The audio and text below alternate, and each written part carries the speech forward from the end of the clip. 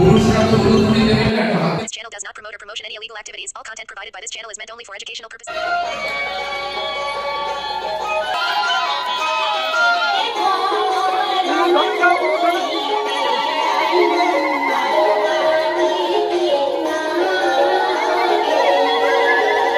দিনহাটা এক পঞ্চায়েত সমিতিতে ব্লক ও পৌর পর্যায়ে 35তম ভাওয়াইয়া সঙ্গীত প্রতিযোগিতা বাত্রিকাজ কমিউনিটি হল মুক্ত মঞ্চে যা শুভ উদ্বোধন করলেন রাজ্য ভাওয়াইয়া চেয়ারম্যান রবীন্দ্রনাথ ঘোষ মহাশয়। উপস্থিত ছিলেন বিডিও গঙ্গা ছেত্রী, দিনহাটা পঞ্চায়েত সমিতির সভাপতি তপতি রায় সহ অন্যান্যরা।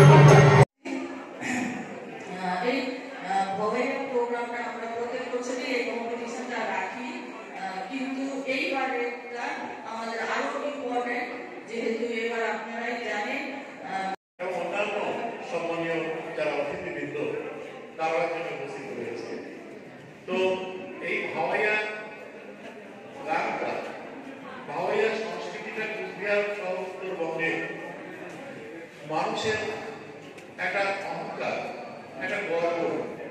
এই সংস্কৃতিটা, এই সংস্কৃতিকে আরো সমৃদ্ধ করার জন্য, আরো নিয়ে যাওয়ার জন্য রাজ্যের মাননীয় মুখ্যমন্ত্রী মমতা ব্যানার্জি 2000 কুচবিহারে রাজবংশী ভাষা একাডেমি তৈরি করেছে এবং উত্তরবঙ্গ রাজবংশী কালচারাল বোর্ড তৈরি করে দিয়েছে, উত্তরবঙ্গ রাজবংশী উন্নয়ন বোর্ড তৈরি করে দিয়েছে এবং বিভিন্নভাবে এই ভাষা সংস্কৃতিকে আরো সমৃদ্ধ করার জন্য বিভিন্ন রকম যে প্রয়োজনীয় পদক্ষেপ তিনি তা গ্রহণ করেছেন।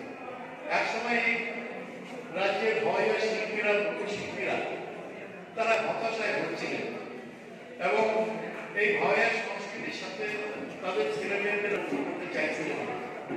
মাননীয় মুখ্যমন্ত্রী মমতা ব্যানার্জি ক্ষমতায় আসার পরে প্রত্যেকটা ভাওয়াইয়া শিল্পী যারা গান গায়, যারা বাজনা বাজায়, ঢোল বাজায়, দোতারা বাজায়, বাঁশি বাজায়, নানা রকম সরঞ্জাম বাজায়, তাদেরকে চিহ্নিত করে লোকপ্রসাদ শিল্পের প্রকল্পের মাধ্যমে তাদেরকে 1000 টাকা ভাতা দিয়ে